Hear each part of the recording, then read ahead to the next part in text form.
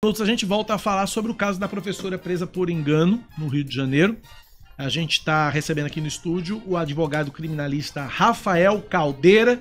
Conversa com a gente sobre a questão de proteção de dados, o quão importante é a gente proteger os nossos dados para a gente não cair no esparrela dessa. Doutor Rafael, bom dia, bem-vindo à Band News. Bom dia, Cacá, bom dia, Cláudio, bom dia, querido ouvinte, obrigado pela audiência, obrigado pelo convite, muito feliz de estar aqui com vocês.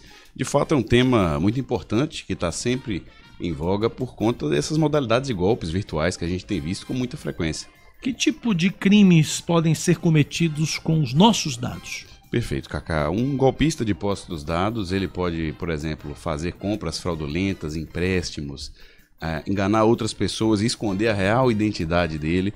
Então, por meio dos dados, ele pode aplicar crimes como furto, como estelionato, esses tipos de fraudes que ele pode, inclusive, cometer outros crimes mais graves, como roubo, um assassinato, e colocar um documento físico na cena de crime para despistar eventuais investigações. E para obter esses dados, Cacá, ele também pode cometer o crime, porque é importante a gente dizer que há dois momentos: o momento de obtenção desses dados e o momento de cometimento dos crimes com eles.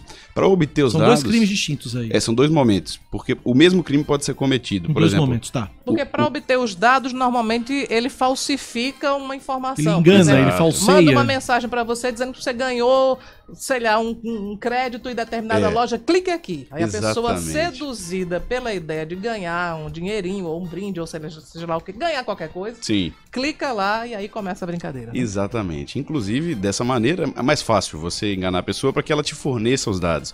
Mas caso você instale alguma vulnerabilidade no equipamento ou consiga, de certa forma, hackear aquele equipamento, pode estar cometendo o crime de invasão de dispositivo informático, que foi inserido no Código Penal com aquela lei Carolina Dickmann, lá de 2012.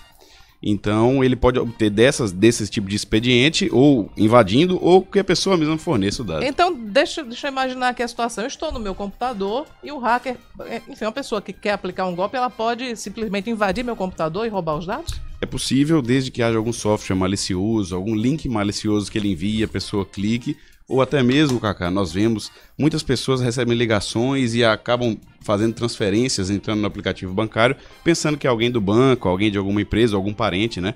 Esse golpe é muito antigo, perceba que desde a época do telefone isso existe, mas apenas se atualiza, apenas se adapta. Então, esse tipo de coisa pode acontecer, sim, infelizmente, com muita frequência. E o que é que a gente pode fazer para se precaver? Porque depois que acontece o crime, para correr atrás do prejuízo é bem mais difícil. Aliás, eu não sei nem se é possível. Também queria a sua resposta a respeito disso. Vamos por níveis, doutor. Do beabá ao avançado, o que é que a gente pode fazer? Perfeito, Cacá e Cláudio. Vamos começar então pelos documentos físicos, que são esses que a gente tem na nossa carteira, né? É muito importante a gente tomar cuidado e o primeiro passo é evitar sair com todos os documentos. É muito fácil, por exemplo, se não está em período eleitoral, deixa o título de eleitor em casa, para que andar com tudo na bolsa? A própria Carteira Nacional de Habilitação, por exemplo, já contém dados como CPF e RG. Então não precisa sair com a versão física do CPF, a versão física do RG e o CNH. E já tem versão digital já da CNH. Já tem versão digital de muitos documentos, como documentos de conselho de classe, né, OAB. Não, eu particularmente não ando mais com nenhum documento físico. Eu não ando, o CNH tá aqui no celular, tá tudo no celular. Não ando mais o único problema é descarregar o celular. O único problema é descarregar o celular, ou levarem o celular. As pessoas que são prevenidas e gostam de andar com documento físico, evitar andar com muitos, já é um primeiro passo para relação a esses documentos físicos. Outra coisa, evitar mandar dados e fotos e informações pessoais sensíveis para terceiros, que você desconheça ou que você não tenha tanta segurança, como um pai, uma mãe, por exemplo. E desconfie, como o Cláudia muito bem pontuou, de promoções muito fáceis, ganhos muito fáceis. Se você nunca participou de uma promoção, como é que você ganhou? É muito estranho. Então, desconfie de links maliciosos. Uma outra mutreta que é assim: você tem... Aqui é do seu banco, você tem 2 minutos para cancelar uma compra que você acabou de fazer. Essa coisa da rapidez, da urgência também é quase sempre uma isca para que você caia. Não, dona Aninha recebeu uma dessa outro dia aqui. Eu digo, peraí, meu filho, o banco não faz isso não. Vamos pro aplicativo do banco. Perfeito, foi isso que eu fiz também. Eu já recebi uma mensagem dizendo: você efetuou uma compra de R$ 2.500 em determinada se a compra não foi efetivada, tem lá a tentativa de compra e um risquinho, né? Perfeito. Se não reconhecer, ligue para. Aí tem um telefone. Que aí se você ligar para esse número, vai ser, né, aliciado para um golpe. E o engraçado, desculpa, doutor, o engraçado é que tinha esse número. Aí eu fui ligar por curiosidade, né, pro número, né? Só que eu não falei nada, só esperei. Central de atendimento, banco tal. Eles fazem você acreditar que é realmente, você tá falando realmente com o banco, e é nessa que você se lasca. Sim, infelizmente. Até pensando nisso, o legislador brasileiro fez uma nova legislação em 2021 que aumentou a pena para os crimes de furto e estelionato cometidos tanto pela internet quanto contra idoso e vulnerável, que são as pessoas que geralmente esses bandidos conseguem uma maior facilidade para enganar. Por conta justamente disso, eles fazem gatilhos psicológicos que a pessoa em 2 minutos tem que resolver aquilo, senão vai perder dinheiro ou vai deixar de ganhar. Então, a principal dica em relação a isso é desconfiar, de fato, Cacá, de que tem alguma coisa estranha ali naquele link ou naquela promoção.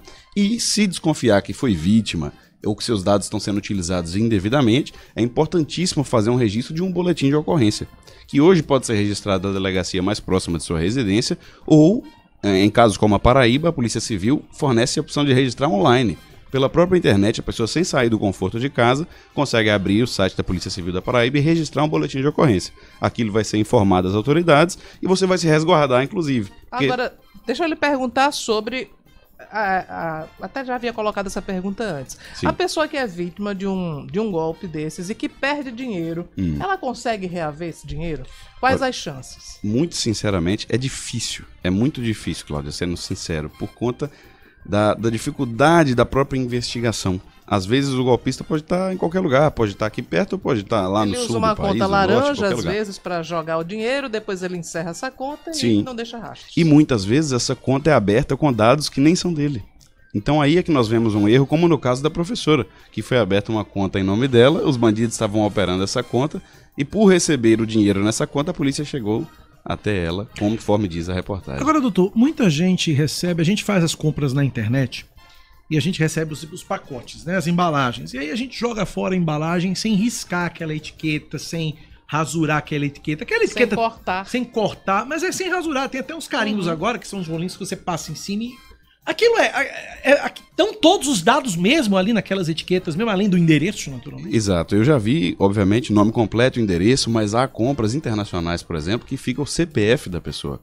Então é muito importante, Cacá, é essencial essa dica que você deu, que a pessoa rasure qualquer informação sensível, inclusive o nome completo, antes de descartar aquela embalagem. Uma caneta piloto rasga e risca em cima? Perfeito, ou uma tesoura, um estilete, algo que possa inutilizar e impossibilitar a leitura daquele seu dado sensível, né? Ou seja, todo cuidado é pouco, desde o momento que nós levamos nossos documentos para evitar perdê-los, até aqueles documentos que nós inserimos voluntariamente num formulário na internet, por exemplo. Verificar a autenticidade de sites também é muito importante.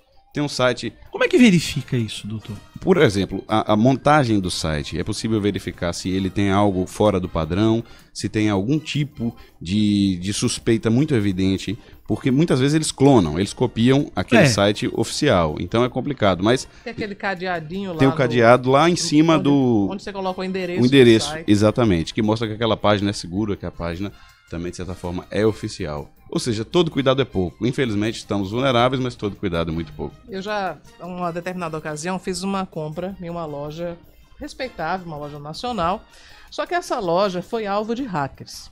E o banco de dados da loja foi violado. Então, anos depois de eu ter feito essa compra, recebo uma ligação, que na verdade era uma gravação, me informando que havia tido um ataque hacker e que aquele estabelecimento tinha sido alvo e os dados de parte dos clientes, não sei se todos, mas parte dos clientes, foram abertos. Agora, essa comunicação estrategicamente foi feita por uma gravação para não deixar também a prova, né? Um cliente que é vítima de algo assim, ele pode recorrer de alguma forma para se proteger ou para evitar que o nome dele seja incluído aí em golpes e ele tenha prejuízo? Com certeza, Cláudia. Na verdade, hoje a moeda do século que estamos é dados, né? As empresas que têm dados têm ali a posição de influenciar pessoas, de gerenciar. Isso requer uma responsabilidade. Tanto que nós tivemos agora no direito brasileiro o Marco Civil da internet, a Lei Geral de Proteção de Dados, são legislações que tentam resguardar as pessoas nesse sentido. Mas a empresa que detém os dados detém uma responsabilidade. E uma vez que esses dados sejam mal utilizados, pode gerar sim uma responsabilização civil desse tipo de empresa, caso venha a ocorrer algum tipo de lesão ao consumidor. Então, muito pertinente, muito interessante sua pergunta, porque conecta não só com a área do direito criminal, mas com outros aspectos do direito que estão preocupados com essas inovações. E a gente tem que perceber que o direito, ele acompanha a sociedade. E do jeito que estamos evoluindo nas comunicações e nas relações interpessoais, é complicado, às vezes, para o direito estar sempre acompanhando. Às vezes acontece o fato e aí vem a legislação. Principalmente no âmbito do direito criminal. Não dá para você criminalizar uma conduta que não está prevista anteriormente. Pois é, e as coisas, atualmente, a tecnologia faz com que tudo mude tão rapidamente, o direito consegue acompanhar? Tenta, na verdade tenta, por meio do poder legislativo, principalmente, né? Os nossos representantes formulam leis como essa do aumento, que aumentou a pena do estelionato e do furto contra idoso vulnerável ou praticado pela internet. O caso do Bitcoin também é algo que é muito recente, né? Esses golpes envolvendo moeda digital, eu não sei se a legislação já estava adequada, e se mesmo depois do caso Brás Company e tantos outros, se ela já se atualizou para proteger, né, os consumidores, os clientes. Sim, houve sim algum tipo de avanço legislativo nessa matéria de criptomoedas, de empresas que formulam esse tipo de aluguel de criptomoedas, inclusive inserindo no Código Penal um artigo e outras legislações específicas também, Cláudio. Então, existe essa preocupação do legislador em tentar acompanhar as modificações sociais. Estamos conversando com o advogado criminalista Rafael Caldeira, estamos falando sobre proteção de dados. Você, ouvinte, pode mandar sua pergunta para o nosso WhatsApp, 9911-9207, 9911-9207. Cláudia, vamos deixar uma pergunta para o doutor Rafael responder depois do intervalo? Eu estava com a pergunta engatilhada, agora a pergunta acabou de me escapulir. Então vamos fazer o seguinte, vamos pro intervalo na volta. Daqui a pouco eu retomo aqui a pergunta. Intervalo rapidinho, a gente volta já. 10h18.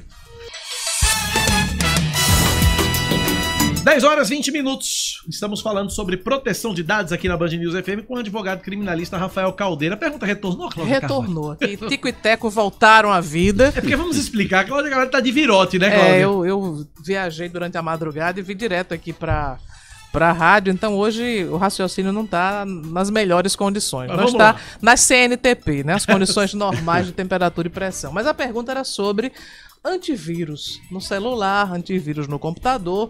Já houve um tempo, né, que era aquele tempo maravilhoso em que a gente achava que bastava isso para nos proteger. Então, até que ponto o antivírus ele nos protege e que outros fatores a gente pode adotar para diminuir o risco, porque acho que eliminar fica praticamente impossível, né? Eliminar é muito difícil, de fato, Cláudia, porque nunca sabemos o que se passa, quais são as modalidades de golpe e mexe justamente com os pontos sensíveis e psicológicos das pessoas, como pontuado aqui. Mas o antivírus é sim, sem dúvida, uma forma de proteção adicional, uma camada adicional tanto dos nossos equipamentos eletrônicos pelas empresas que desenvolvem isso. É importante manter atualizado, mas não só o antivírus, como software. Essas empresas que desenvolvem celulares, elas possuem essas atualizações de softwares muitas vezes para corrigir falhas de segurança. São atualizações de segurança. De segurança, como chamam, perfeito, Cacá. Então, é importante verificar se o seu equipamento está atualizado, porque eles identificaram alguma vulnerabilidade e estão corrigindo. E, para além disso, o antivírus também é importante. Agora, obviamente, mesmo com antivírus e como software atualizado, existem coisas que dependem apenas de você, como passar informações livremente. Então, isso a gente reforça, que é importante redobrar os cuidados, desconfiar de alguém que não é do seu convívio te ligando para pedir informações, porque os bancos, Cacá e Cláudia, já informaram em campanhas de conscientização que não realizam ligações para pedir dados como senhas, PINs, tokens, esse tipo de coisa. Empresas também, muito difícil ligar para fazer esse tipo de dado sensível, porque elas sabem da responsabilidade disso. Então, primeiro, desconfie. E segundo, objetivamente, verificar se os equipamentos estão atualizados para evitar uma invasão. Eu vou aproveitar essa sua dica para relatar o que aconteceu com um amigo meu, certo, que foi um golpe, na minha opinião, sofisticado. Uhum. Ele recebeu um telefonema de alguém que dizia que era do banco dele e que havia detectado várias compras que eram suspeitas. E a pessoa dizia no telefone que sabia do histórico de compras desse cliente e que aquelas compras efetuadas naquele dia estavam diferentes do hábito de compras que ele tinha. Por isso, o banco estava cancelando as compras e mandaria um funcionário para buscar o cartão. E a orientação era: quebre seu cartão ao meio. Nossa. Que nós iremos mandar um funcionário para buscar o seu cartão. Detalhe é que quando você quebra o cartão ao meio, o chip continua lá, o código, né?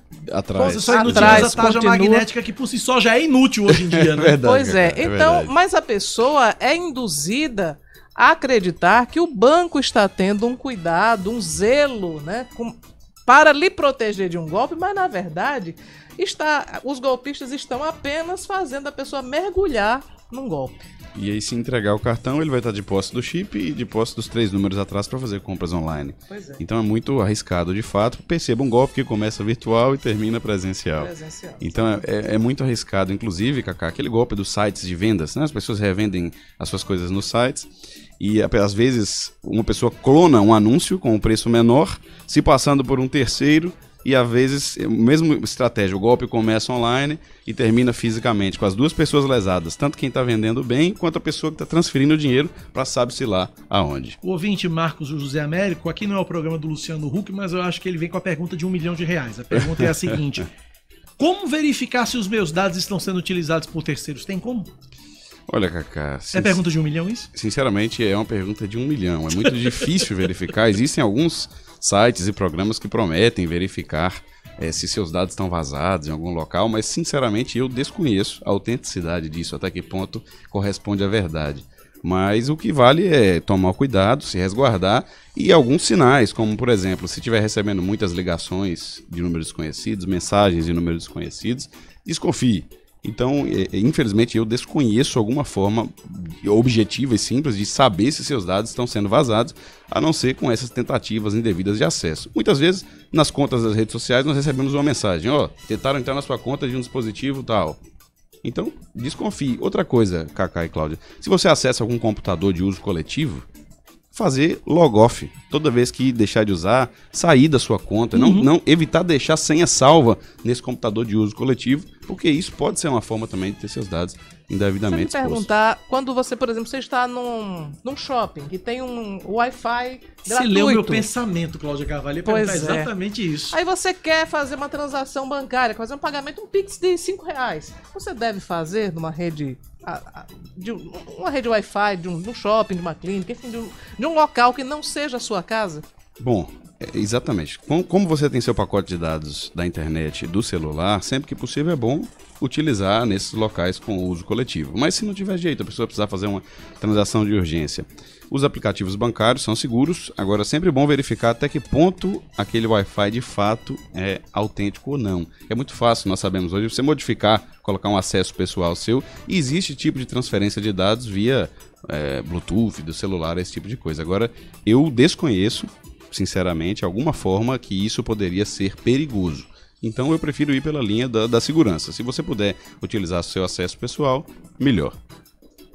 É isso. Bom, a gente precisa liberar o Dr. Rafael, porque parece que ele tem uma audiência agora, mas eu quero agradecer Dr. Rafael Caldeira, advogado criminalista, deu uma aula pra gente aqui sobre proteção de dados. Obrigado, Dr. Rafael, um abraço. Obrigado, Cacá, obrigado, Cláudio, obrigado, querido ouvinte. É uma satisfação estar com vocês. É muito bom poder conversar sobre esse tipo de tema e alertar a população. Obrigado pela entrevista.